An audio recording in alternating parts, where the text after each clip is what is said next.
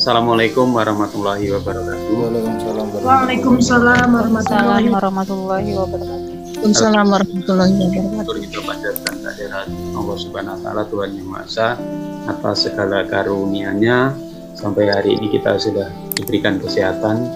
Mudah-mudahan terusnya sehingga kita bisa melaksanakan kegiatan rutinitas sampai tuntas nanti. Bapak Ibu sekalian, rencana pertemuan yang ketiga ini kita nanti akan membahas sekilas tentang RPP dan RPL sebagai tugas kita yang ketiga. Tapi sebelum ke situ nanti kita sebentar merepresentasikan kegiatan kita, yaitu analisis masalah sekaligus solusinya. Nanti mungkin Bapak Ibu sekitar 3 menit masing-masing, baru nanti kalau sudah selesai syukur-syukur ada saling masukan. Kalau sudah sempurna nggak masalah, kita lanjut materi berikutnya. Mungkin begitu Bapak Ibu. Alhamdulillah sudah 9 orang sudah di grup kita. Sambil menunggu, karena jumlah kita seluruhnya ada 12 Bapak Ibu. Ini speakernya saya tambah dulu biar sampai. Bapak Ibu sekalian, kita mulai presentasi daripada tugas kita yang kemarin. Oh ya, ingatkan kembali Bapak Ibu, kemarin ada yang ikut Zoom tapi belum sempat absen. Nanti kita lengkap sudah kami laporkan ke panitia bahwa pada dasarnya kemarin kami lengkap Pak. Ada yang ikut Zoom nggak sempat absen, ada sebaliknya cuma absen kok karena Zoomnya gangguan dari panitia. Oh iyalah Pak Iwan atur aja dosur guru melengkapi apresiasinya, oh nggak masalah. Sehingga pertemuan kita nggak ada yang bolong, walaupun mungkin dan sebagainya, jadi tetap ada. Untuk kali ini mungkin yang kemarin terlambat nggak masalah, di sudah terlaporkan absennya nggak sempat. Kemudian yang hari ini nanti mudah-mudahan kita bisa ngisi absen semuanya sebagai bukti fisik daripada kegiatan kita. Kemarin Zoom-nya banyak, absennya cuma segini, ada sebaliknya dan baik Bapak Ibu. Siapa yang akan mempresentasikan tugas kedua kita yang kemarin? Mungkin nggak usah lama-lama, 3 menit cukup lah. Monggo. Semua sudah mengumpulkan tugas 2 kok. Baik, mungkin diawali dari Bapak atau Ibu ini? Atau Pak Pri? Pak Pri. Iya. Kemarin Pak ya, itu saya bikin video waktu pertemuannya. Ini mungkin insya Allah nanti tidak apa-apa itu ya? Tidak apa-apa Pak Pri. Itu kan kemarin ada yang tanya yang punya video siapa, terus tak kirim. Karena kalau saya kirim videonya dia terlalu berat, lewat WA nggak bisa. Jadi saya kirim lewat link YouTube-nya. Di laptop saya itu yang satunya suaranya nggak muncul, yang satunya bagian rekamnya nggak ada. Ya kesuan Pak Pri, monggo. Iya. Saya share screen ya. Iya, monggo Pak.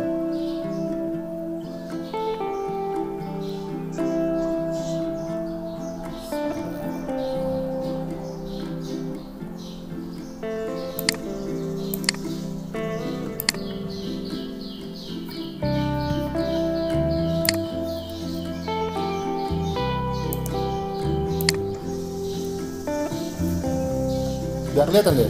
Sudah belum? Belum Pak Pri? Belum kelihatan ya? Waalaikumsalam. Kelihatan? Sudah kelihatan belum? Nah, iya, Sudah, Pak. Kecil ya? Besar ya?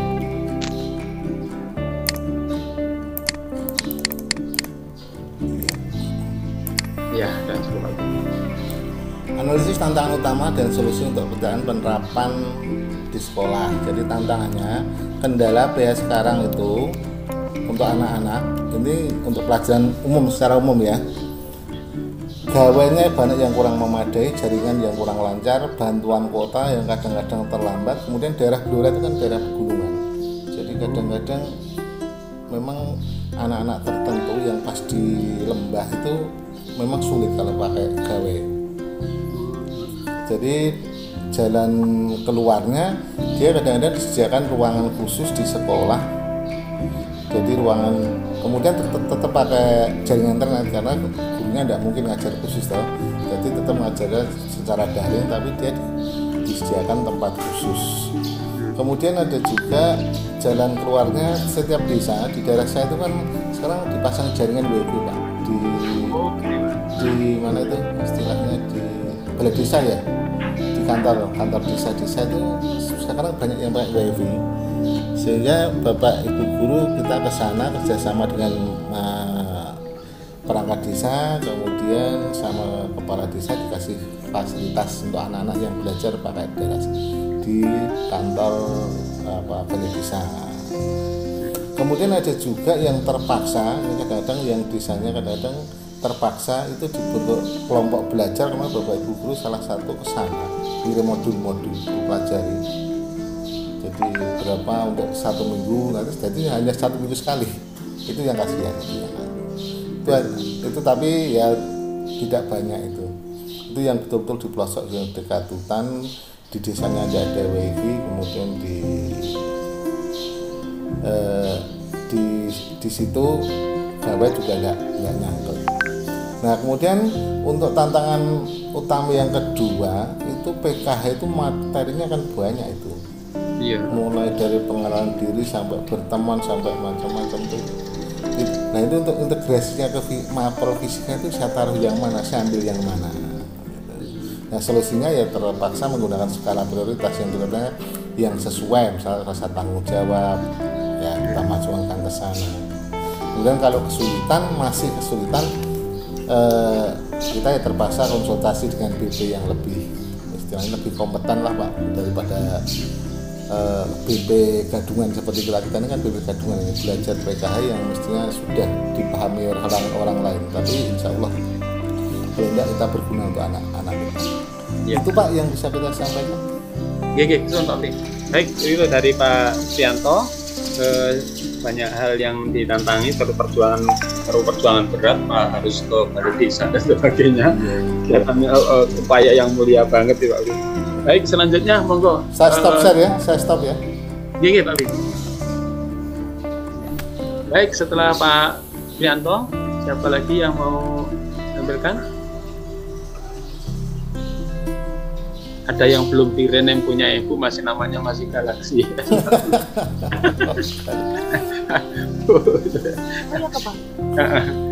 Ayo, siapa lagi? Galaxy dulu. Tab 6 itu loh, Galaxy Tab 6. Saya Pak. Monggo, ayo. Bentar Pak. Terus apa ini? Bentar saya rename dulu Pak. Oh iya. Bu Fahira Pak, Bu Fahira. Bisa ini. Karena kalau Galaxy kan temannya Vivo ya. Yang lain saja dulu Pak. Bu Sri ya. Oke, Bu Sri ya.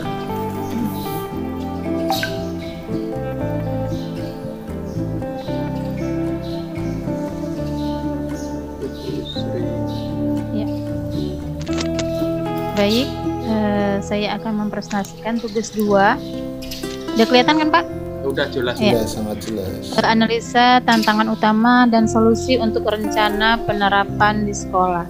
Tantangan utama kemarin karena kelompok targetnya itu saya targetkan beberapa guru dan siswa. Jadi tantangan utama saya penggunaan metode luring atau tatap muka pada saat ini, maksudnya pada masa pandemi COVID ini, terkadang lebih kurang efisien atau disiplin peserta. Mungkin Bapak Ibu guru yang mengikuti kegiatan pengembasan nanti penerapan PKH di sekolah, sehingga penyerapan materi dan penyelesaian tugasnya mungkin kurang optimal karena mungkin masih dikaitkan dengan masalah COVID ini ya Pak. Jadi mungkin di daerah kami masih tergolong masih banyak yang terkena. Jadi Bapak Ibu guru sini mungkin masih takut untuk hadir Pak. Solusinya mungkin yang pertama, mengatur timeline atau waktu yang tepat pengembasan atau penerapan secara efektif dan fleksibel sehingga peserta Bapak Ibu guru dapat mengatur jadwal belajar sendiri. Kemudian yang kedua, solusi yang kedua, karena kemarin ditekankan pada penyusunan NPP, jadi menyusun NPP-nya mungkin dapat lebih menarik sehingga peserta termotivasi menguasai materi dan menyelesaikan tugas secara tepat waktu. Solusi yang ketiga mungkin bisa dibuat dari beberapa kelompok kecil, dari beberapa guru sesuai dengan mata pelajaran yang diampu, sehingga mereka dapat memahami dan menyelesaikan tugasnya dengan tepat waktu. Kemudian tantangan utama yang kedua, belum berjalannya kegiatan belajar mengajar secara tatap muka atau luring, sehingga penerapan materi pokok PKH yang diberikan kepada siswa merasa belum maksimal. Solusinya mungkin yang pertama, mengundang narasumber yang kompeten di bidangnya, misalnya bisa diambil dari guru di sekolah, guru IPA dan guru BK untuk membantu menyampaikan materi sesuai dengan isi PKH. Solusi yang kedua, sama mungkin seperti tadi, membuat kelompok-kelompok kecil dari beberapa siswa untuk saling bertukar pikiran atau berbagi pengalaman agar dapat memperkaya wawasan tentang materi PKH. Solusi yang ketiga, mungkin perlu dilakukan analisa studi kasus juga untuk mencari materi yang sesuai dengan isi PKH yang akan diterapkan kepada siswa di sekolah. Itu saja Pak, tugas 2 yang sudah saya kerjakan. Terima kasih. Baik Bu Sri. Baik, berikutnya siapa Bapak Ibu yang mau presentasikan? Halo. Baik, siapa yang gilirannya berikut? Di situ ada Bu Indah. Bu Indah boleh siap, Bu Indah?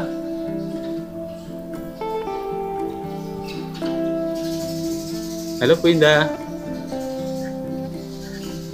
Bu Indah itu sering kendala jaringan. Atau Bu Muti. Bu Muti. Oh, Bu Faira. Bu Faira. Bu Faira sudah datang. Orang Sulbar. Siap. Monggo Bu Faira. Oke, siap, saya coba dulu Pak ya share screen-nya ya. Monggo Bu Faira.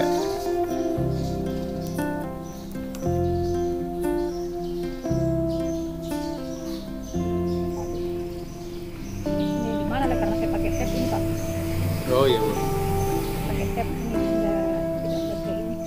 Sudah pakai laptop jadi cari dulu Pak ya. Mari Bu.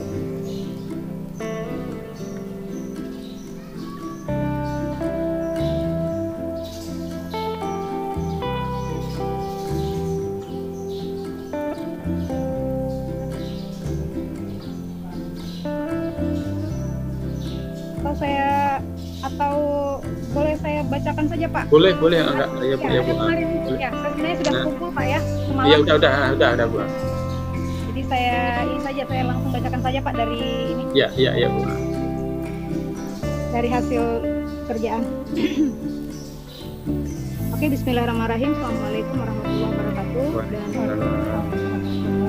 Terima kasih atas kesempatan yang telah diberikan. Adapun analisa tantangan yang telah saya coba kerjakan tadi malam, mohon maaf tidak bisa di share screen. Saya pakai cap, tidak pakai laptop, saya nggak tahu tempatnya di mana. Yang pertama Pak, tantangan utama yang saya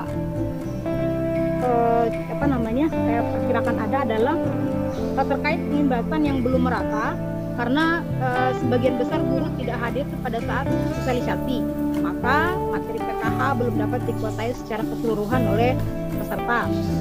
Maka solusi yang saya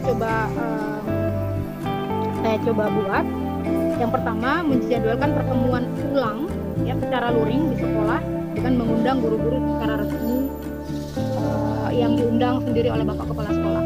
Mengingat tentu berbeda jika hal ini dikondak secara daring dan ataupun secara luring. Jadi saya mencoba untuk bagaimana menjadwalkan pertemuan ini di sekolah dengan secara luring dengan mematuhi protokol kesehatan. Selanjutnya, solusi yang kedua, mencetak materi ya dalam bentuk hard copy, materi dalam bentuk modul untuk dibagikan kepada guru yang tidak sempat mengikuti sosialisasi. Ini memudahkan guru untuk membaca atau menelaah hal-hal apa yang terkait dengan PKH yang dapat mereka pelajari. Selanjutnya, solusi ketiga adalah melibatkan orang tua siswa pada rapat sosialisasi bersama guru untuk bersama-sama memajukan bagaimana program ini dapat maksimal di sekolah demi kesehatan tumbuh kembang jiwa raga anak didik. Selanjutnya, tantangan utama yang kedua itu ada beberapa guru yang berpikir bahwa materi PKH seharusnya hanya diajarkan dan diperuntukkan bagi guru BK ataupun guru biologi. Mengapa? Karena mungkin ada beberapa guru yang berpikiran mereka agak sedikit merasa risih, ya, merasa tidak cocok dengan mereka untuk mengajarkan materi tentang PKH, terutama misalnya yang berhubungan dengan pengenalan diri sendiri, seperti mengenal organ tubuh pribadi, terus misalnya dalam tanda kutip membersihkan, bagaimana membersihkan pembalut untuk wanita dan sebagainya. Itu mungkin tantangan yang bisa didapatkan di lapangan. Nah, solusi untuk hal ini yang saya pikirkan adalah melibatkan narasumber dari dinas kesehatan atau dinas terkait untuk menjelaskan materi yang berhubungan dengan kesehatan pribadi dan umum. Jadi tentu saja dengan berdiskusi dengan pakarnya, tentu tidak sama kalau misalnya saya yang menjelaskan tentang bagaimana kebersihan diri anak dan sebagainya. Selanjutnya, solusi yang kedua, membuat video pembelajaran tentang materi-materi yang dianggap dalam tanda kutip tabu tersebut dalam bentuk video yang dikemas menggunakan teknik animasi yang menarik sehingga diharapkan dapat lebih mudah diterima. Selanjutnya, solusi yang ketiga, melakukan pendekatan personal kepada guru-guru tersebut dengan sharing informasi terkait PKH dan membaca artikel-artikel tentang kesehatan. Selanjutnya, tantangan utama yang ketiga itu di dalam KBM, saat kita menjelaskan tentang materi-materi yang bersifat sensitif, biasanya siswi-siswi putri itu merasa canggung atau risih bertanya langsung tentang beberapa topik-topik tertentu karena mungkin mereka malu pada teman laki-lakinya. Nah, solusinya adalah untuk KBM luring, guru meminta siswi untuk menuliskan pertanyaan-pertanyaan tersebut pada selembar kertas tanpa nama, lalu membuat komitmen dengan siswa bahwa materi tersebut akan diajarkan pada kesempatan berikutnya atau jam pelajaran berikutnya. Selanjutnya, sedangkan untuk pertemuan daring, siswi mungkin bisa diminta untuk mengirimkan pertanyaan melalui aplikasi secara langsung kepada guru menggunakan jalur pribadi. Solusi yang ketiga, guru juga bisa mengirimkan link materi-materi dari sumber yang terpercaya terkait PKH yang dapat siswa dan siswi pelajari secara mandiri. Itu mungkin Pak dari saya. Terima kasih. Oke, Bu Faira, lengkap banget, sudah 3 tantangan. Jadi mudah-mudahan terrealisir semua. Sudah lumayan bagus. Baik, berikutnya mungkin setelah Bu Faira ada Pak Sigit, Bu Indah, Bu Tia. Ayo sapa dulu, Pak. Pak Sigit mau nggak Sigit? Oh ya boleh Pak. Oke, bisa Pak ditampilkan Pak? Oke, monggo lah.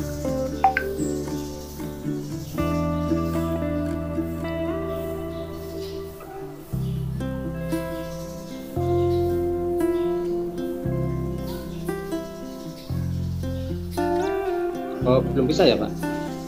Belum Pak. Belum tampil. Nah, dia belum muncul Pak. Muncul. Atau mungkin saya bacakan aja Pak? Oke, monggo lah. Pak Sigit. Baik, terima kasih atas kesempatan yang diberikan. Di sini saya menyampaikan pertama, yaitu tantangan utama pertama, yaitu belum disosialisasikannya pendidikan keterampilan hidup di sekolah. Ini memang fakta di sekolah kami, ya umumnya ataupun sekolah di daerah kami, umumnya tentang PKH ini belum disosialisasikan kepada warga sekolah. Kemudian berkaitan dengan tantangan tersebut, solusi pertama yang saya sampaikan yaitu pertama melakukan sosialisasi PKH kepada warga sekolah, terutama yaitu pertama rekan-rekan sesama guru. Kemudian solusi yang kedua, mengajak sesama guru atau pendidik di sekolah untuk mengikuti program guru belajar dan berbagi seri pendidikan keterampilan hidup atau PKH. Jadi di sekolah kami mungkin baru ada beberapa yang mengikuti kegiatan ini. Jadi satu demi satu yang belum ya saya perkenalkan mengenai PKH ini, kemudian saya ajak untuk mengikuti kegiatan PKH yang ada di SIM PKB. Kemudian solusi yang ketiga yaitu bertukar informasi dan pengalaman dengan teman sejawat yang sudah mengikuti, Pak. Jadi dengan teman-teman yang sudah mengikuti kegiatan PKH ini saling bertukar ya informasi dan juga pengalaman selama mengikuti ataupun mempelajari tentang PKH. Kemudian solusi yang keempat yaitu mencari informasi di internet. Ya. Karena ini hal yang baru bagi kami, yaitu kami perlu mencari berbagai informasi dari berbagai sumber, diantaranya yaitu dari internet untuk menambah wawasan agar kami lebih memahami lebih banyak tentang PKH. Itu untuk tantangan yang pertama, Pak. Kemudian tantangan yang kedua yaitu penyampaian materi yang hingga saat ini masih dilakukan dengan pembelajaran jarak jauh. Jadi sampai saat ini kami di sekolah kami masih melakukan pembelajaran jarak jauh, yang itu merupakan tantangan utama juga, terutama kalau penyampaian kepada siswa. Kemudian solusi yang saya sampaikan, pertama penyampaian materi dilakukan dengan melalui pembelajaran e-learning. Ya, jadi yang paling memungkinkan yaitu untuk disampaikan kepada siswa secara menyeluruh, yaitu dengan melakukan atau melalui pembelajaran e-learning. Kemudian yang kedua yaitu membuat media untuk materi secara daring, misalnya melalui Google Classroom ataupun melalui grup WA. Itu mungkin yang paling mudah bagi kami untuk menyampaikan materi ini kepada siswa, yaitu menggunakan Google Classroom ataupun WA. Kemudian solusi yang ketiga berkaitan dengan penyampaian materi yang masih menggunakan cara jarak jauh tadi, yaitu penyampaian materi dilakukan menggunakan media Zoom secara langsung untuk kelas paralel. Nah, kalau menggunakan media Zoom atau Zoom meeting ini mungkin kami tidak bisa terlalu sering, karena kata siswa banyak yang mengeluh terlalu banyak makan kuota gitu, Pak. Jadi kalau Zoom meeting itu mungkin agak tidak terlalu sering, mungkin sesekali saja. Tapi kalau dengan Zoom meeting kan bisa langsung kelas paralel. Kemudian solusi yang keempat yaitu menyampaikan materi secara langsung di kelas dengan dibuat per kelas 2 kali pertemuan atau 2 shift. Jadi solusi yang terakhir yang saya kemukakan di sini yaitu dengan melakukan materi tatap muka secara langsung, tapi yaitu dengan dibagi menjadi 2 shift dengan tetap mematuhi protokol kesehatan. Mungkin itu, Pak, untuk analisis dan tantangan yang saya sampaikan berkaitan dengan penerapan PKH di sekolah kami. Oke, terima kasih Pak Sigit. Terima kasih. Baik, berikutnya sisi ada Bu Indah. Bu Indah, jaringannya udah lancar, Ibu.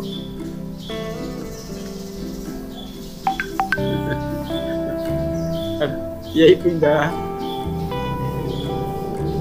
Baik, setelah Pak Sigit, siapa lagi Bapak Ibu yang sudah siap? Sudah, yang presentasi sudah 4 orang. Ada Bu Mutia, Bu Dina, Pak Franky. Halo Pak Franky.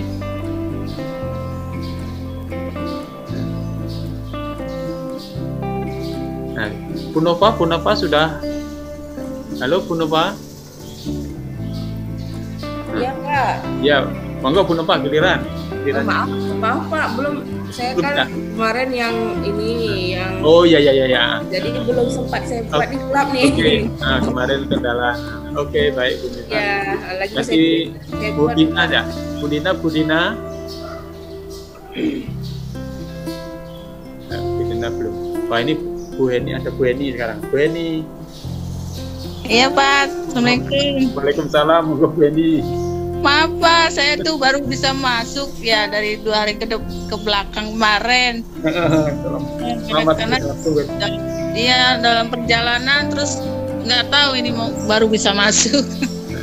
Kalau gitu nanti Bu Heni untuk kekurangan atau ketinggalan pertemuan Sadaswa nanti via chat Ibu ya.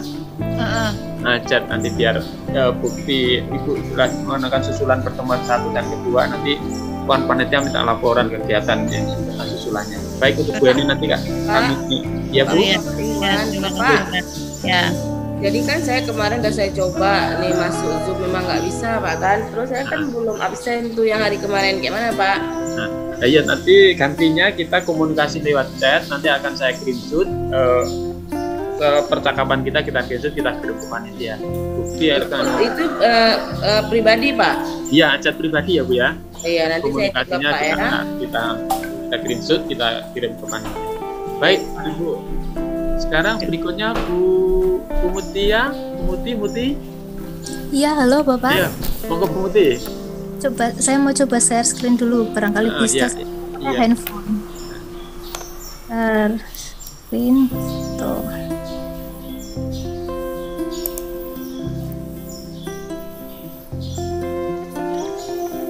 Kelihatan Bapak? Iya, kelihatan. Assalamualaikum warahmatullahi wabarakatuh. Waalaikumsalam. Ya, saya di sini mau mencoba menjabarkan analisis di sekolah saya tentang penerapan PKH di sekolah dan solusinya. Tantangan utama pertama yaitu karena materi PKH itu sangat banyak, otomatis kan saya belum begitu menguasai, sehingga ketika pengimbasan di sekolah itu pastinya akan terkendala. Solusi dari tantangan tersebut yaitu yang pertama mencari materi tambahan PKH melalui internet. Yang kedua, membaca dan memahami isi materi yang akan diimbaskan.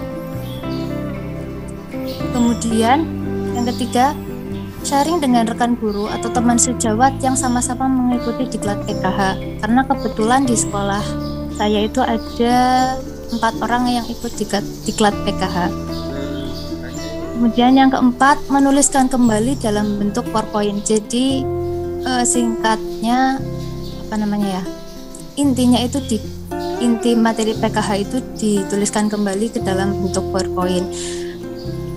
Tantangan utama yang kedua, tidak ada jam khusus untuk materi PKH, sehingga solusinya yang pertama, berdiskusi dengan pihak kurikulum dan rekan guru. Barangkali kurikulum menyediakan jam tambahan buat menyampaikan tentang materi PKH tersebut. Kemudian yang kedua, kolaborasi membangun teamwork dengan guru BK dan guru biologi, karena kebanyakan materi di PKH itu kan berkaitan dengan guru biologi. Dan yang ketiga, menyampaikan materi PKH pada saat pembinaan wali kelas. Kebetulan karena saya wali kelas, bisalah disisipkan materi PKH pada saat pembinaan wali kelas tersebut, karena memang ada jamnya tersendiri untuk pembinaan wali kelas. Kemudian tantangan yang ketiga, pandemi COVID membatasi berbagai aktivitas untuk rombongan siswa secara berkelompok, dan siswa dilarang untuk ke sekolah juga. Solusi yang pertama, merancang RPP PKH dengan metode daring. Kemudian menerapkan PKH dilakukan secara daring dengan memanfaatkan WhatsApp group. Kebetulan di daerah saya ini kan susah sinyal, jadi ketika ingin melaksanakan Zoom meeting atau Google Meet cukup susah siswanya, jadi paling enak itu yang memang menggunakan WhatsApp group. Kemudian yang ketiga, membagikan modul PKH melalui WhatsApp group tersebut. Saya rasa demikian yang dapat saya sampaikan. Terima kasih. Oke, terima kasih Bu Yudi. Ya, sama-sama Pak. Baik, tinggal 3 orang yang belum menyampaikan. Bu Ida, Bu Jessica, Bu Indah. Siapa dulu? Saya Pak, Bu Indah Pak. Iya, monggo bisa jelas sekali Bu Indah suaranya sekarang.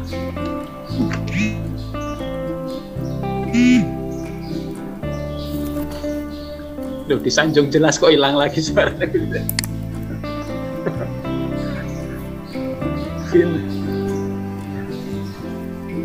Iya, Bu Indah suka datang putus. Ayo sambil nunggu Bu Indah, mungkin Bu Jessica atau Pak. Ya, saya ya Pak. Ya, Bu Jessica. Ya, Assalamualaikum warahmatullahi wabarakatuh. Bapak Ibu, saya bacakan saja ya, karena saya. Assalamualaikum warahmatullahi wabarakatuh. Waalaikumsalam. Bu Indah dulu nggak apa-apa Pak, Bu Indah? Ya, Bu Indah, like sambung lagi. Iya. Bu Indah.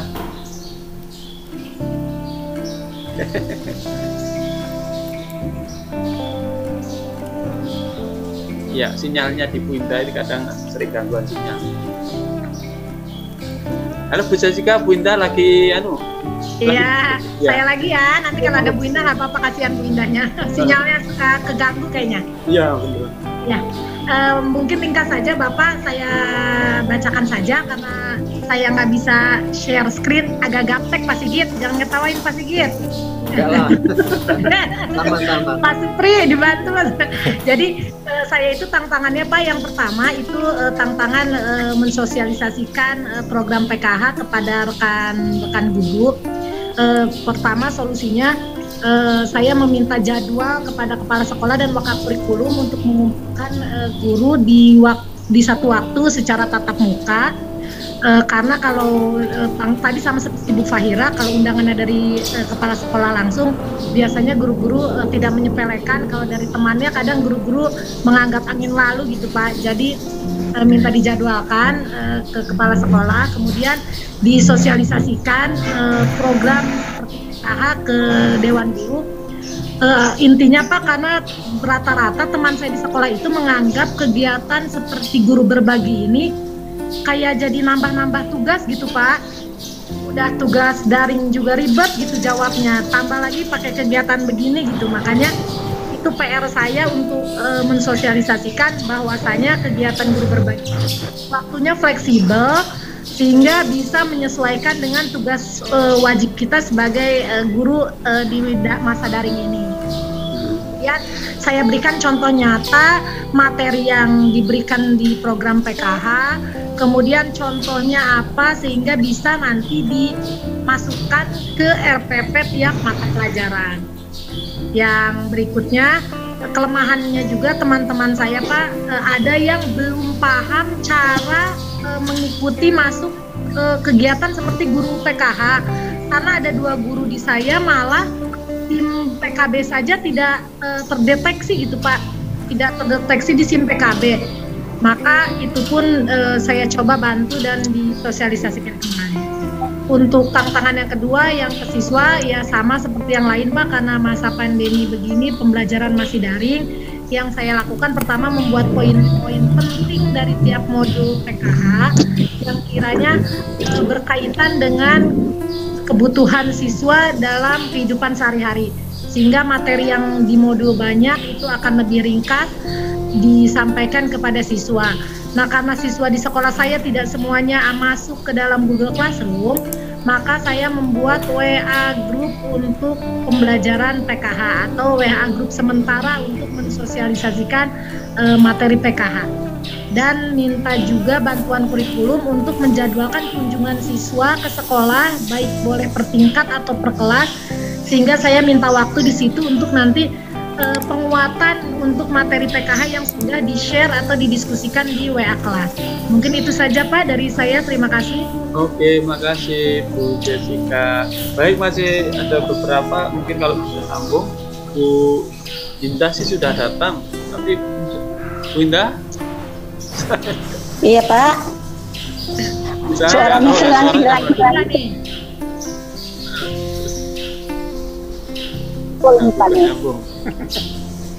Masuk lagi Zoom. Assalamualaikum warahmatullahi wabarakatuh. Waalaikumsalam. Nah, adapun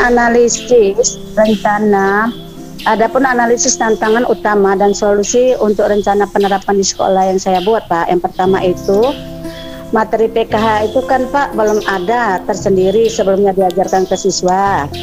Dan guru dengan siswa itu belum familiar tentang apa sih materi PKH tersebut gitu. Itu tantangan utama pertama. Nah, untuk mengatasinya, maka solusi yang pertama, saya mengajak guru-guru khususnya dari MGMP Kimia dulu, Pak. Kami di MGMP Kimia itu ada lebih kurang 6 orang. Nah, dari 6 orang ini kami ada 3 orang ikut guru belajar di PKH. Nah, kami yang dari 3 ini mensosialisasikan ke teman-teman khusus dulu, ke guru MGMP Kimia tentang materi PKH. Nah, kemudian dari MGMP tersebut kami mulai bergerak ke kelas masing-masing guru. Nah, itu solusi pertama untuk apanya, Pak. Kemudian solusi yang kedua, kami guru MGMP Kimia tadi mengajak pengurus OSIS, beberapa orang pengurus OSIS untuk mensosialisasikan apa itu materi PKH. Kemudian kami berharap dengan adanya pengurus OSIS sebagai perantara, mereka dapat menyebarkan ke anggotanya masing-masing. Nah, berikutnya yang ketiga, untuk solusi yang ketiga itu mensosialisasikan ke apa tadi PKH, selain ke organisasi siswa atau OSIS, juga kami sosialisasikan ke perangkat-perangkat sekolah lainnya seperti pegawai tata usaha, kemudian yang kategori juga harus tahu apa sih itu PKH. Nah, dari situ kita menjelaskan bagaimana cara hidup sehat, kemudian bagaimana cara kita sebagai seorang ibu rumah tangga di rumah itu bagaimana cara memasak yang benar, itu kan juga ada di PKH, Pak, dipelajarin. Nah, itu khusus kami ke tata usaha yang kami apakan, Pak, yang kami sosialisasikan. Kemudian yang keempat, Pak, itu mengajak guru-guru yang tidak ikut di PKH itu berdiskusi membahas PKH, kemudian guru-guru itu kami harapkan untuk mentransfernya ke siswanya masing-masing. Itu tantangan utama yang pertama, Pak. Kemudian tantangan utama yang berikutnya, karena ada sebagian siswa dalam pembelajaran daring itu tidak mempunyai gawai atau HP, maka cara mentransfer materi PKH itu pertama, Pak, kan itu anak-anak ada istilahnya dalam pembelajaran produktif tatap muka, tapi dengan catatan hanya sekitar 5 orang per hari dalam satu kelas. Nah, setelah mereka belajar produktif, disitulah saya ambil kesempatan untuk jumpa dengan anak-anak dan mensosialisasikan materi PKH. Itu cara pertama, Pak. Cara kedua, solusinya yaitu dengan cara saya pada waktu anak-anak pengumpulan tugas seminggu sekali. Nah, dalam pengumpulan tugas seminggu sekali ini juga anak-anak juga pakai shift. Dalam satu shift itu mungkin ada 5 orang yang boleh masuk mengantar tugas. Nah, di situ juga saya masukkan materi PKH hanya sekedar, Pak, hanya sekedar mungkin karena memang materi PKH itu belum ada disosialisasikan dari sekolah. Nah, solusi yang berikutnya bekerja sama dengan dengan guru lain yang pada waktu juga anak-anak mengambil tugas atau memberikan tugas, mereka diminta tolong untuk mensosialisasinya ke siswa. Nah, itu tantangan utama yang berikutnya, yang ketiga, Pak. Nah, tantangan utama ketiga, apabila melalui daring maka ada perbedaan kemampuan siswa dalam memahami materi PKH. Nah, untuk mengantisipasinya atau solusi jalan saya akan menghubungi orang tua dan meminta bantuan orang tua menjelaskan bagaimana hubungan PKH itu dengan kehidupan anak-anak mereka yang sedang mengalami pubertas atau mengalami masa-masa pancaroba. Nah, itu yang pertama. Yang kedua, solusi yang kedua yaitu dengan mengajak guru-guru lain dan bekerjasama dengan orang tua pada waktu adanya pertemuan. Nah, berikutnya, yang ketiga, solusi yang berikutnya yaitu dengan menggunakan WhatsApp. WhatsApp ini khusus japri ke orang tua atau siswanya langsung, Pak, sehingga orang tua atau siswanya langsung bisa kita ajak berdiskusi mengenai materi PKH tersebut. Nah, berikutnya Pak, tantangan utama yang keempat yaitu materi PKH itu belum secara spesifik diberikan ke karena belum ada di dalam kurikulum yang membahasnya tersebut, Pak. Sehingga yang pertama, karena dia belum spesifik dan belum dipahami, termasuk saya sendiri juga PKH itu belum mendalam kali, karena saya ikut belajar di guru belajar, maka saya cari materi tambahan dari internet. Nah, untuk itu maka solusi yang pertama, biasanya kami bekerja sama dengan pihak puskesmas di dalam Eskul PMR Palang Merah Remaja. Nah, disitulah sebagai narasumber pihak puskesmas tadi mensosialisasikan ke anggota PMR. Nah, anggota PMR nanti ke kawannya masing-masing diestafetkan, dilanjutkan. Nah, berikutnya solusi kedua yaitu dengan bantuan BK. Nah, biasanya nih BK berkecimpung nih Pak di dalam langsung ke siswa. Nah, di sini kami minta bantuan BK untuk membantu di materi PKH ini. Dan berikutnya solusi yang ketiga yaitu mencari bahan-bahan yang terkait dengan internet, kemudian bahan-bahan itu akan ditransfer ke siswa. Dan solusi keempat Pak, mencari sumber-sumber belajar lainnya termasuk ikut di dalam grup belajar seri PKH pada masa pandemi COVID-19. Nah, itu saja Pak, tugas dari saya. Assalamualaikum warahmatullahi wabarakatuh. Waalaikumsalam warahmatullahi wabarakatuh. Terima kasih Bunda, sangat banyak tantangan. Ya Pak, sama-sama. Baik Bapak Ibu, karena yang lain ada sedikit gangguan, mungkin belum bisa presentasi. Baik, kita lanjutkan untuk materi berikutnya untuk persiapan RPP untuk besok. Iya. Baik Bapak Ibu, tentang kegiatan pembuatan RPP besok sesuai dengan RPP sesuai dengan surat edaran Mendikbud nomor 14 tahun 2019. Mungkin nanti bisa dicari apa itu sih. Pada prinsipnya Bapak Ibu, sesuai arahan kebijakan yang baru, guru secara bebas dapat memilih atau membuat, menggunakan, dan mengembangkan format RPP.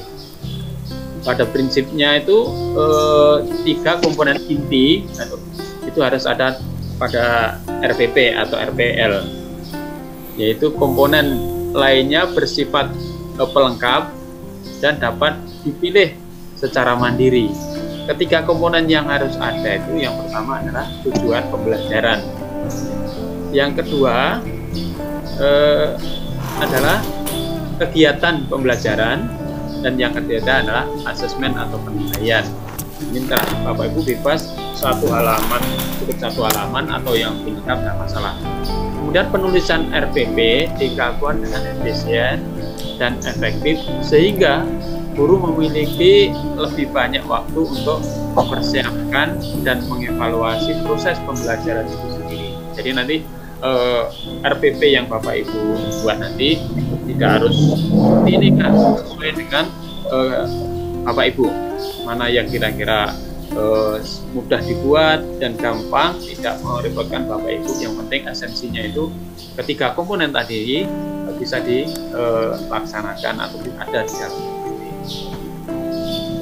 Kemudian contoh RPP dalam pelaksanaan pembelajaran itu ada identitas, otomatis identitas sekolah juga ada sekolah, kemudian mata pelajarannya, kemudian kelas atau semester, baru materi pokoknya apa, kemudian sub pokok bahasanya, alokasinya alokasi waktu berapa jam pelajaran, kemudian tujuan pembelajaran dan seterusnya. Ini yang RPPL-nya yang kemudian RPP pelaksanaan pembelajaran juga berikutnya nih, kegiatan pembelajaran, yaitu ini yang 3 komponen tadi aja Bu. Yang kedua adalah kegiatan pembelajaran, kegiatan pendahuluan selama 10 menit dan seterusnya, kemudian kegiatan inti 20 menit, dan kemudian kegiatan ini dipecah menjadi 3 pertemuan kalau di menurut RPP ini. Kalau Bapak Ibu nanti kami sarankan masing-masing RPP itu 1 pertemuan. Jadi Bapak Ibu nanti membuat 3 RPP untuk 3 pertemuan. Ini Bapak Ibu. Jadi pembuat NPP itu ini contoh RPL untuk BK. Dan di sini nggak ada BK, semua mata pelajaran, tidak masalah. Jadi pada prinsipnya pembuatan RPP ini tidak harus gini, tidak sesuai dengan Bapak Ibu yang kira-kira mudah dilaksanakan, mudah dibuat yang mana. Nah, tugas daripada kegiatan ini nanti Bapak Ibu buatlah RPP atau RPL PKH untuk 3 pertemuan. 3 pertemuan. Jadi ada 3 pertemuan, 3 RPP atau RPL. Kemudian RPP disesuaikan dengan bidang studi yang diampu serta model yang digunakan. Jadi yang model apa yang digunakan, Bapak Ibu yang lebih paham, lebih tahu kira-kira model apa dengan materi yang saya sampaikan. Ada keluhan Bapak Ibu, Pak, saya mata pelajaran ini sangat sulit sekali mengintegrasikan. Nah, apa-apa di dalamnya itu kita integrasikan aja. Jadi nilai karakternya aja, karakter apa yang kita tanamkan kepada anak. Misalnya kita kaitkan dengan 13 keterampilan hidup, kita apa yang kita laksanakan di dalam pelaksanaan pembelajaran yang kita ajarkan. Ini Bapak Ibu yang terkait dengan RPL. Baik, saya coba yang RPL-nya.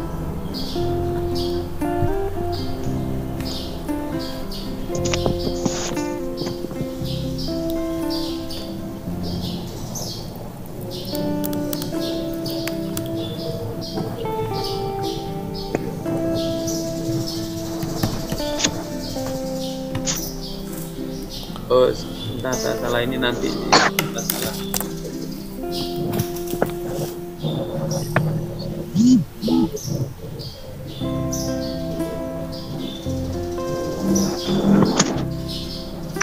Dan misalnya salah satu RPL-nya rencana pelaksanaan pembelajaran RPP 1, misalnya sekolah apa, mata pelajaran PKH, kelas semester berapa, materi yang dilaksanakan. Kebetulan sini tentang modul 1 identitas saya, mengapresiasikan emosi, penceritaan tubuh yang positif dan segala. Alokasi yang diperlukan sini 4 kali pertemuan 8 jam. Kalau panjang banget kalau ini yang dilaksanakan. Baik, kompetensi intinya yaitu menghargai KI 1-nya, kompetensi inti KI 1-nya menghargai dan menghayati ajaran agama yang dianutnya. Kemudian KI 2-nya menunjukkan perilaku jujur, disiplin, tanggung jawab, peduli, toleran gotong royong, santun, percaya diri, dan berinteraksi secara efektif dengan lingkungan sosial dan alam dalam jangkauan pergaulan dan keberadaannya. Nah, ini 13 keterampilan tadi dalam KI 2 ini hampir termasuk semua. Kemudian dalam KI 3-nya memahami pengetahuan dalam kurung faktual, konseptual, dan prosedural berdasarkan rasa ingin tahunya tentang ilmu pengetahuan teknologi, seni, budaya terkait fenomena dan kejadian tampak mata. Dan di KI 4-nya mencoba mengolah dan menyaji dalam ranah konkret, menggunakan, menguasai, merangkai, memodifikasi, dan membuat. Dan ranah abstraknya yaitu menulis, membaca, menghitung, menggambar, dan mengarang sesuai dengan yang dipelajari di sekolah dan sumber lain yang sama dalam sudut pandang atau teori. Kemudian kompetensi dasarnya ya KD-nya itu ya Bu, memahami dan mengenal diri sendiri demi kehidupan masa depan yang lebih baik. Ya, indikatornya yang pertama menjelaskan tentang identitas diri, kemudian yang kedua menyebutkan nilai-nilai pada diri sendiri, yang ketiga mengidentifikasi ciri-ciri kepribadian, kemudian yang keempat menyampaikan setidaknya 5 nilai pribadi mereka, dan yang kelima kompetensi indikatornya, kompetensi yang kelima adalah menyajikan berapa ciri kepribadian mereka. Kemudian indikator yang berikutnya menjabarkan perbedaan emosi dengan perasaan, dan yang terakhir kemudian ya indikator yang kedua menyajikan berbagai emosi yang berbeda. Nih Bapak Ibu sekalian yang berkaitan dengan banyak banget ini klasifikasinya masing-masing kita jabarkan, ada masing-masing poin dan kurang dari 4. Kemudian membedakan hubungan antara pikiran dan perasaan dan tindakan kita. Yang selanjutnya bisa menentukan cara positif dan negatif untuk mengekspresikan emosi. Kemudian yang ketiga satunya menggambarkan penceritaan tubuh yang positif. Nah, yang kedua menyimpulkan konsekuensi negatif dari dari standar kecantikan yang tidak realistik pada diri mereka sendiri dan teman-teman mereka. Kemudian 3.3-nya melakukan beberapa hal yang mereka sukai tentang penampilan fisik mereka. Baru yang keempat, indikator yang keempat menjelaskan pengertian pubertas. Kemudian part yang kedua menyebutkan perubahan fisikis dan fisik pada perempuan dan laki-laki, dan melakukan beberapa perubahan yang terjadi pada tubuh mereka selama pubertas. Yang keempat, menjelaskan fungsi reproduksi utama secara tepat bagi remaja laki-laki dan perempuan. Yang kelimanya, merumuskan cara-cara mendukung teman sebaya mereka selama pubertas, termasuk menstruasi. Kemudian nilai karakter yang ditanamkan dalam pembelajaran ini diantaranya adalah nilai-nilai karakter yang dilaksanakan yaitu menghargai perbedaan. Yang kedua, berpartisipasi. Yang ketiga, bisa bekerja sama. Yang keempatnya, mengatur diri sendiri. Yang kelima, nilai karakter yang kelima adalah berempati. Kemudian karakter yang ditanamkan lagi adalah berpikir kritis. Yang terakhir adalah bernegosiasi. Nah, ini nilai-nilai karakter yang akan ditanamkan dalam rencana pelaksanaan pembelajaran di sini. Kemudian tujuan pembelajarannya ada ini di 3 pertemuan. Kalau seandainya Bapak Ibu nanti jadi tidak pertemuan pertama, 2, 3 enggak. Jadi 1 RPP 1 pertemuan nanti. Setelah mengikuti serangkaian kegiatan pembelajaran, peserta didik dapat yang pertama mengenal identitas diri. Yang kedua, mengidentifikasi nilai yang ada pada diri sendiri. Kemudian yang ketiga, menjelaskan ciri-ciri kepribadian. Dan yang keempat, mengemukakan ciri-ciri kepribadian orang lain. Ini tujuan yang kan tujuan kan ini ada 8 pertemuan, ada 8 jam pelajaran, ada 4 pertemuan. Itu pertemuan kedua, seandainya ini Ibu kita yang dapat jadi bisa dipecah dari 4 RPP. Pertemuan kedua tujuannya menjelaskan emosi perasaan, yang kedua mengidentifikasi hubungan antara pikiran, perasaan, dan tindakan kita, yang ketiga mengungkapkan berbagai emosi yang berbeda, yang keempat menemukan cara positif dan negatif untuk mengekspresikan emosi. Nanti kalau kita nanti RPP ketiga misalnya, tujuannya yang pertama menjelaskan pencitraan tubuh yang positif, menjabarkan bagaimana gambar-gambar digital dapat diubah agar sesuai dengan standar kecantikan yang tidak realistis. Kemudian yang ketiga menjabarkan konsekuensi negatif dari standar kecantikan yang tidak realistik pada diri mereka sendiri dan teman-temannya. Yang keempat, mengklasifikasikan jenis pencitraan tubuh yang positif.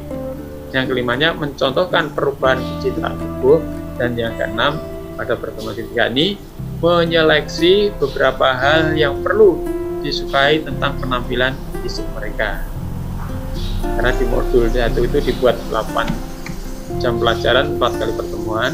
Yang keempat atau pertemuan yang keempat atau RPP keempat tujuannya misalnya menjelaskan pengertian pubertas, kemudian Yang kedua, mengidentifikasi perubahan fisik dan psikis pada masa pubertas.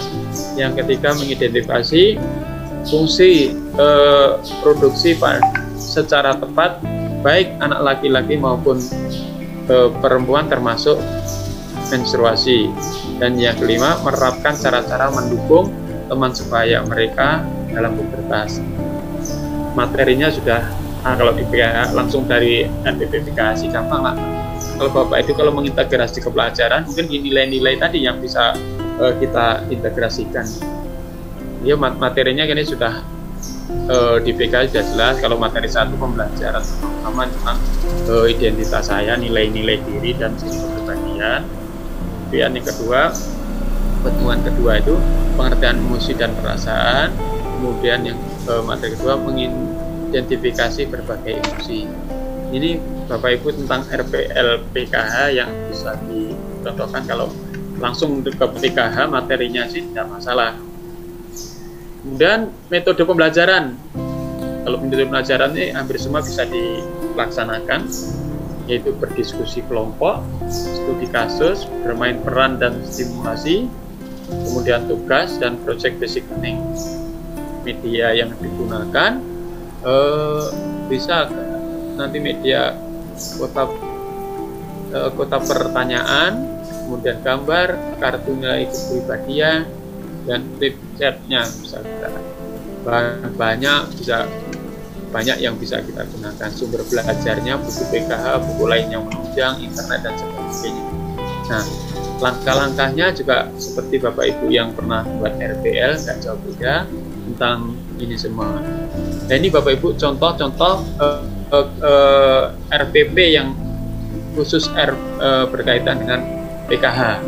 Kalau nanti Bapak Ibu bagaimana mengkaitkannya dengan mengintegrasikan dengan mata pelajaran saya. Kalau Ibu mengajarkan IPA mungkin sudah nggak masalah karena di sini ada pelajaran reproduksi, di situ sudah sangat dibahas untuk pelajaran IPA. Kemudian kalau pelajaran bahasa Inggris apa yang bisa kita laksanakan? Mungkin bahasa Inggris ada pelajaran tentang apa itu gizi dan sebagainya lah. Di situ nanti bisa PKK yang berkaitan dengan gizi bisa menyelesaikan dan sebagainya. Ini Bapak Ibu tentang RPP, salah satu contoh RPP PKH yang bisa kita buat. Nanti lebih jelasnya juga ada saya contohkan RPP yang berkaitan pelajaran, ini yang lebih spesifik tentang pelajaran. Ini Bapak Ibu sekilas tentang pengantar RPP. Nanti mungkin nggak perlu contoh-contoh, kami kirim di grup. Nanti kalau mau pelajaran bahasa Inggris kayak apa, pelajaran IPA kayak apa, nanti Bapak Ibu bisa gunakan itu nanti seperti itu. Baik, sekilas pengantar saya seperti ini dulu. Mungkin ada yang Bapak Ibu tanggapi sebelum kami lanjutkan, dipersilakan. Saya Pak ya. Ya, monggo Pak Di. Modul yang PKH kemarin kan banyak Pak, tapi isinya kan video-video. Mungkin ada modul yang PDF atau enggak ya Pak? Saya kan kemarin saya buka lagi itu nggak bisa, itu sudah tidak bisa. Oh ya, nanti kami carikan linknya lagi ya Pak ya. Iya. Kemarin Master Tirna yang lain, Pak Iwan ada video-video yang modul yang ya nanti mudah-mudahan ada yang nanti. Iya Pak Pri. Iya. Kalau itu lebih gampang dilaksanakan. Iya. Monggo yang lain Bapak Ibu. Saya kira untuk buat RPP nggak asing lagi lah Bapak Ibu nanti. RPP kalau besok mungkin belum selesai ya nanti sampai sampai tanggal 17 lah Bapak Ibu. Tidak harus nanti harus kumpulkan, enggak kan RPP yang dibuat akan mudah waktunya. Yang kalau besok kumpulkan itu otomatis waktunya pendek banget. Maka untuk RPP nanti bisa digunakan sampai dikumpulkan sampai tanggal 17 lah, karena kegiatan coaching kliniknya dibatasi sampai tanggal 17 nanti. Bapak. Ya, monggo Bu Nova. Jadi modulnya itu kami kemarin kan lupa download ataupun lupa copy lah waktu kami ikut pelatihan modulnya Pak kan? Jadi kami nggak punya itu modul ya, Pak bisa. Yang PDF Pak, atau yang mana Bu? Yang PDF lah Bu? Memang saya lupa download. Oh iya ya, nanti saya kirim di link kalau PDF-nya, modul PDF juga ada. Oh boleh, nanti Bapak share modulnya Pak, karena kita kan mau buat RPP-nya. Oh iya. Oke Bu Nova. Terima kasih Pak. Pak Iwan izin bertanya. Iya Bu Jessica. Untuk pembuatan RPP itu seperti saya misalkan guru mapel IPA itu yang saya masukkan modul yang tadi Bapak sebutkan misalkan di sistem reproduksi. Berarti saya bisa mengambil materi dari modul yang ada misalkan organ-organ reproduksi pada laki-laki dan perempuan yang ada di modul itu saja kan Pak? Iya, ya. Tidak usah rinci seperti yang tadi Bapak contohkan yang itu tidak usah kan yang tadi 4 kali pertemuan apa tadi berapa itu Pak yang 8 kali pertemuan itu tidak usah sedetail itu kan Pak? Karena yang paling Ibu dari modul itu paling Ibu menarik lah itu Ibu ambil untuk masukkan di anu kan. Tidak harus dari langkah-langkah juga. Nah iya. Ya Pak Siang. Iya Bu Jessica. Biologi langsung ke reproduksi. Iya benar Bu Faira lumayan nih bisa ke reproduksi. Bahasa Inggris mesti mikir-mikir. Bahasa Inggris memperkenalkan diri mungkin Bu Faira bisa nggak memperkenalkan diri, mengenal diri? Mengenal diri. Tentang materi song pun bisa Bu. Ya bisa procedure text juga bisa Pak. Saya pikirnya procedure text. Ya, yang agak harus kreatif nih mengintegrasikan ke fisika. Fisika iya Pak Supri nih fisika. Pak Supri sih mahir nanti apapun nyambung lah. Pak Supri kayaknya bisa menyelesaikan masalah kalau soalnya susah. Baik Bapak Ibu tentang RPL jangan ada masalah saya kira nanti kreativitas atau improvisasi Bapak Ibu. Baik untuk penutup saya akan sampaikan screenshot mungkin Bu Jessica pinjam suaranya kan karena suara Bu Jessica sangat nyaring dari sini. Itu untuk pembelajaran untuk anak-anak nanti bisa saya sampaikan ke anak-anak agar anak-anak bisa menilai diri sendiri biar bisa introspeksi diri. Dan nanti saya kasih judul tentang kisah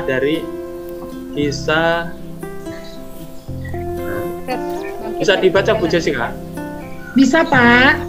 Bisa. Baik, saya pengen Bu Jessica yang meresapi cerita ini. Kita yang memperhatikan dari kinesiologi. Siap-siap nih, suara geleger. Suara meresapi. Kisah sukses bangkit dari kegagalan.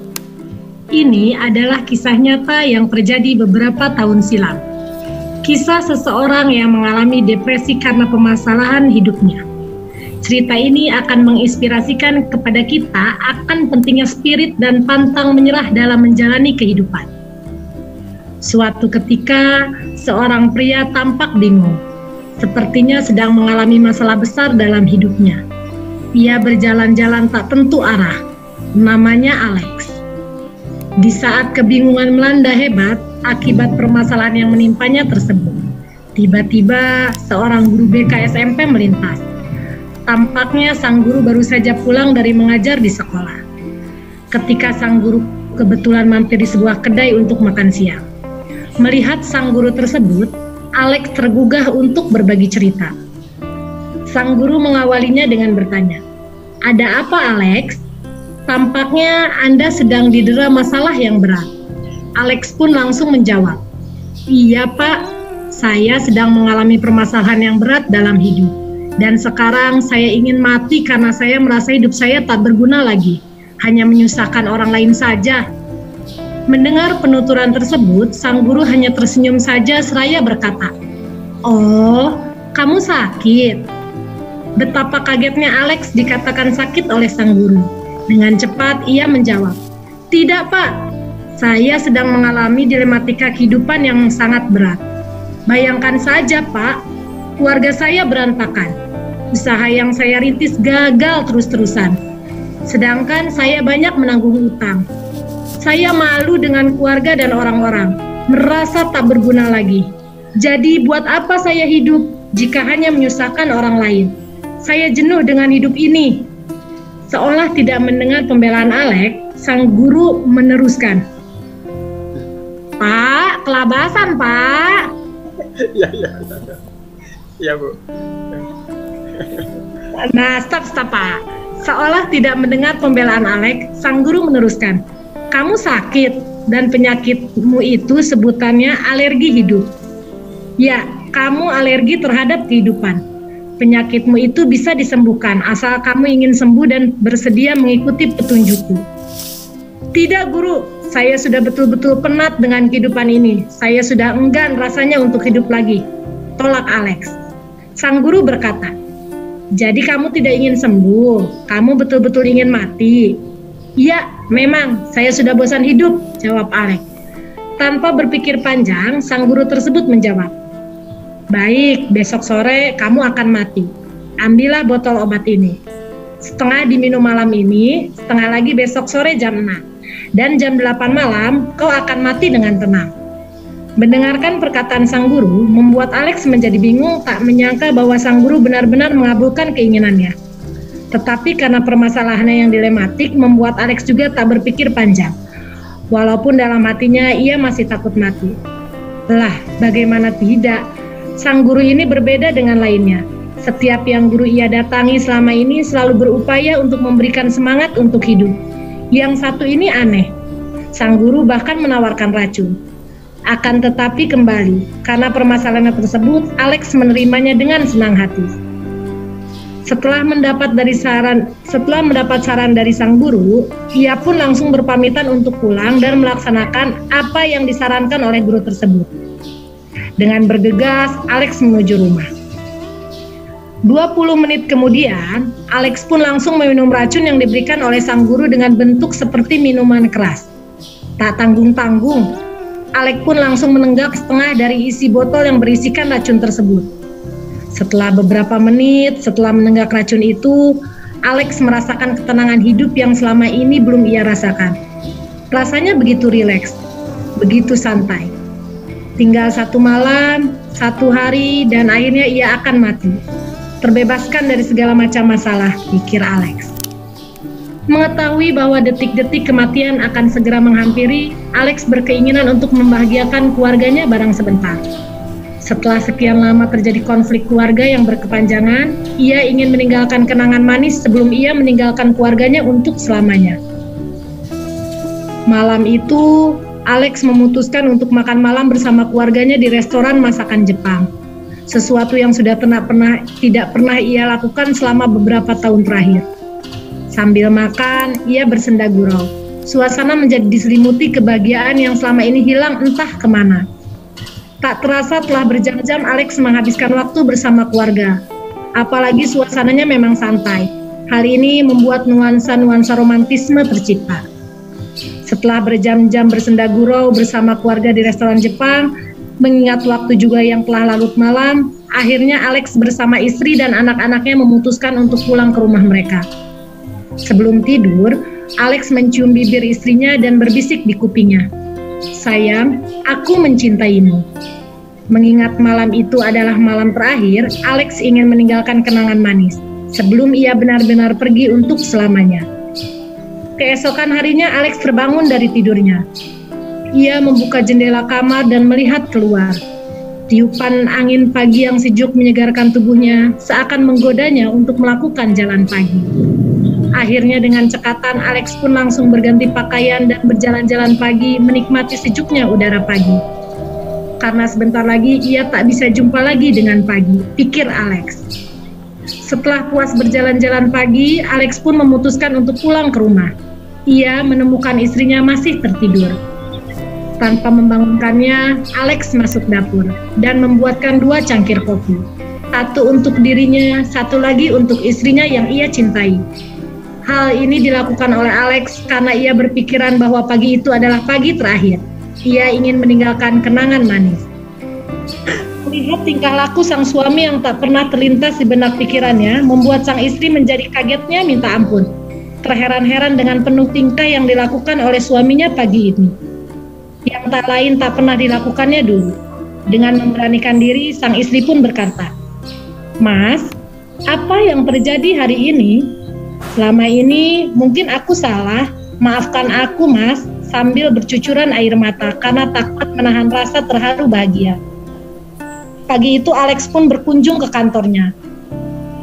Tujuannya tak lain adalah untuk menciptakan kenangan manis sebelum ia benar-benar pergi untuk selamanya. Apalagi selama ini Alex selalu menciptakan nuansa menakutkan dengan sikap otoriter kepada bawahannya dengan sikap sombong. Pagi itu ia berangkat menuju kantornya.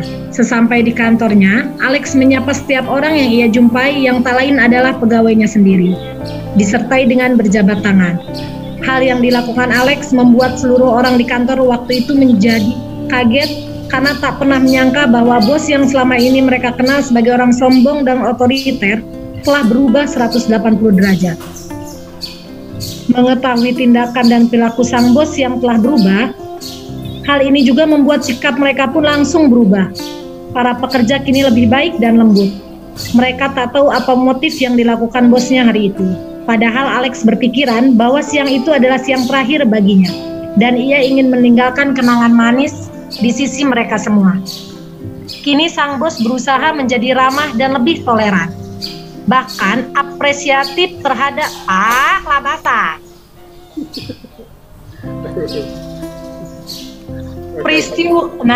Apresiatif terhadap pendapat-pendapat yang berbeda. Peristiwa yang ia lewati membuat banyak perubahan di berbagai lini kehidupan, baik itu keluarga, karyawan, sahabat, dan lain sebagainya. Hal ini membuat Alex merasakan keindahan hidup dan ia benar-benar menikmatinya ketika itu. Kini hari telah menjadi senja, pertanda jam kerja telah usai untuk hari itu. Alex langsung pulang menuju rumahnya. Pukul 17 sore ia sampai rumahnya. Tampak istri tercinta didampingi anak-anaknya yang sudah mulai remaja membuat dirinya kaget. Alex menemukan istri tercinta menunggunya di beranda depan. Kali ini justru sang istri memberikan ciuman kepadanya.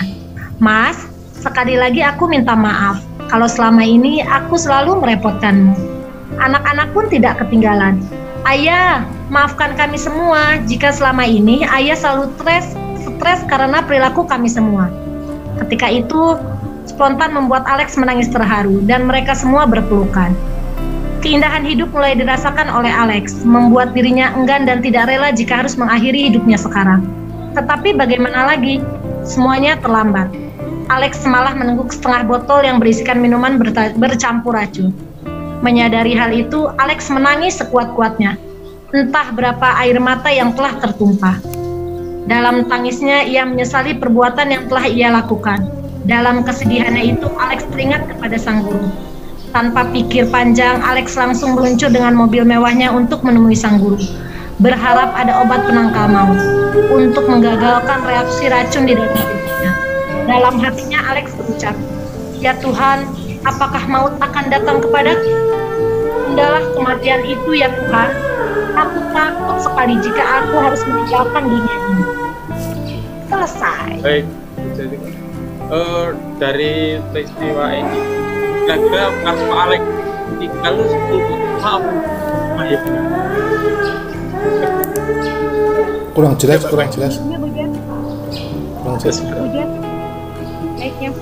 Baik.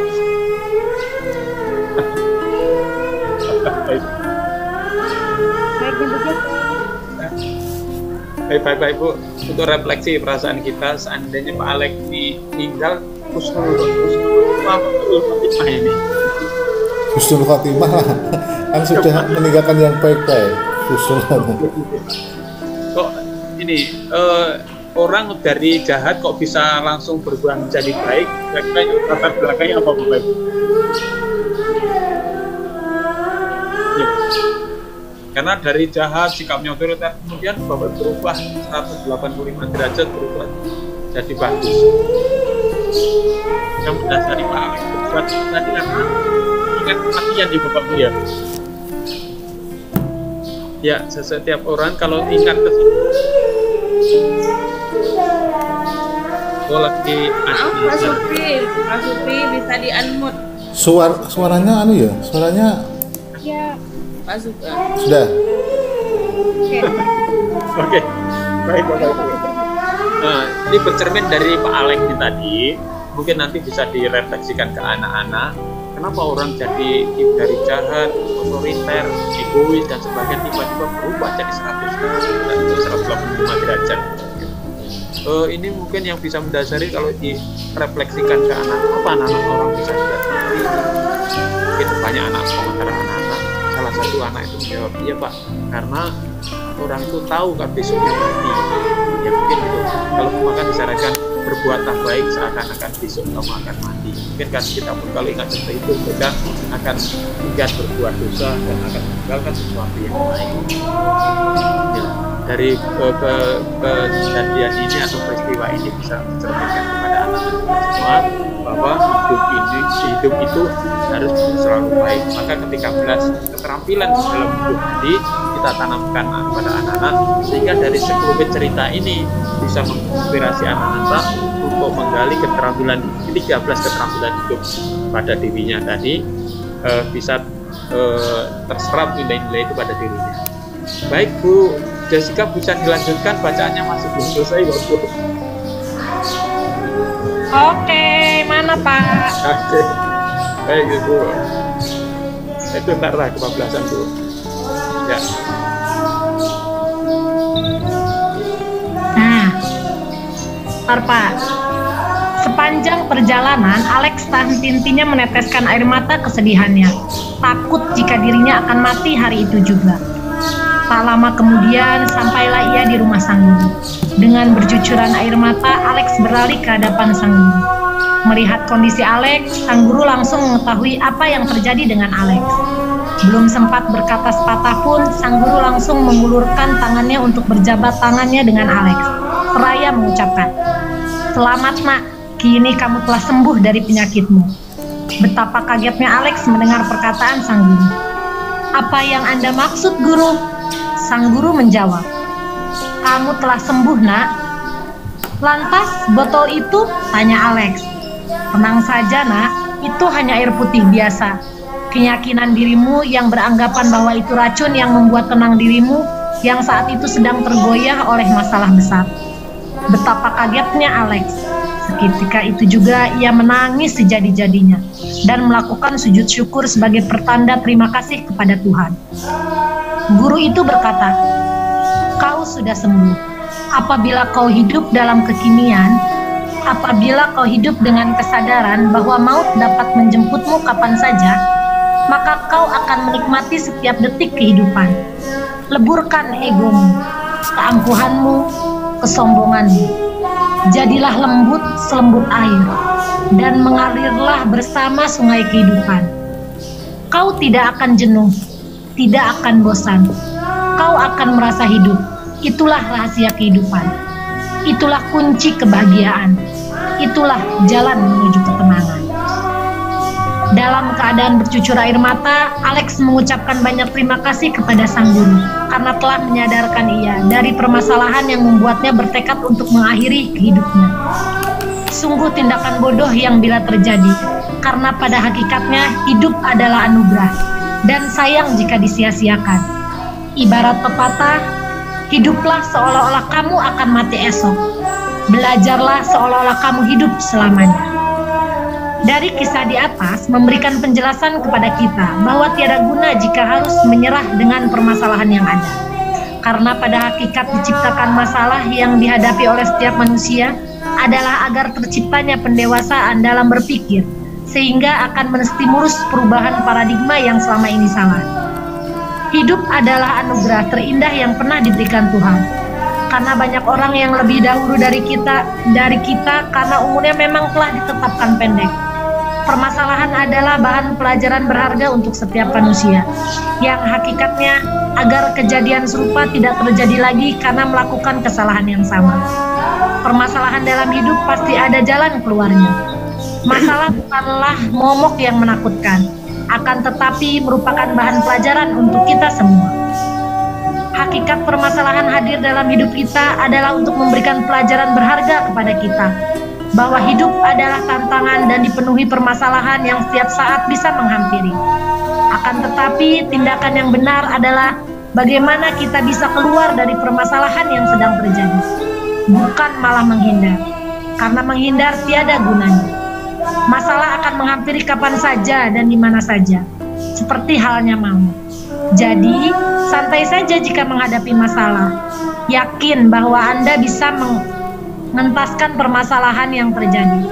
Karena setiap manusia yang normal pasti akan menghadapi masalah dalam hidupnya.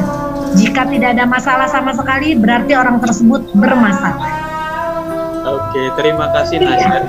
terima kasih nasihatnya Bu Jessica. Baca saya juga Pak. Baik Bapak Ibu sekalian, penutup kegiatan dengan cerita Bu Jessica tadi dan menginspirasi kita untuk membuat yang lebih baik lagi. Amin. Amin, amin. Baik, untuk mengakhiri sebelum diakhiri, Pak Pri, dibuka dulu anak. Siap. Dibuka semua dulu ya,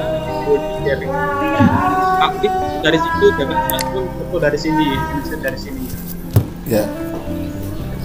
Winda, gue. Budina, Bu Muti. Budina. Bu Dida. Yang penting sudah ada namanya, nggak apa lah. Oke. Sudah Pak Pi, moto juga Pak Pi ya. Oh iya, di video Pak nanti saya ini saya rekamannya. 1, 2, 3. Kalau melompat. Oke. Halo. Pak Pri juga moto ya Pak Pri ya? Iya. Aku juga moto Pak. Nah, foto Bu Faira yang sayanya bagus. Ya. Ya. Baik, Bu Muti sudah datang ya. Baik Bapak Ibu, yang kita nanti tugas kita yaitu membuat IKRPL yang dikaitkan dengan diintegrasikan dengan pelajaran Bapak Ibu. Kalau nggak bisa integrasikan minimal 13 karakter tadi dicantumkan dalam RPP kita, sehingga integrasi daripada bidang PKH itu nampak di RPP pelajaran yang kita ajarkan. Baik, saya kira itu yang perlu saya sampaikan hari ini, dan besok kita pertemuan lagi untuk persiapan membuat testimoni atau tugas akhir daripada coaching ini. Alhamdulillah Bapak Ibu, tugas-tugasnya lancar semua, dan kehadirannya mudah-mudahan juga kita semua, mudah-mudahan yang maksimal bisa, nilai maksimal bisa kita capai. Terima kasih.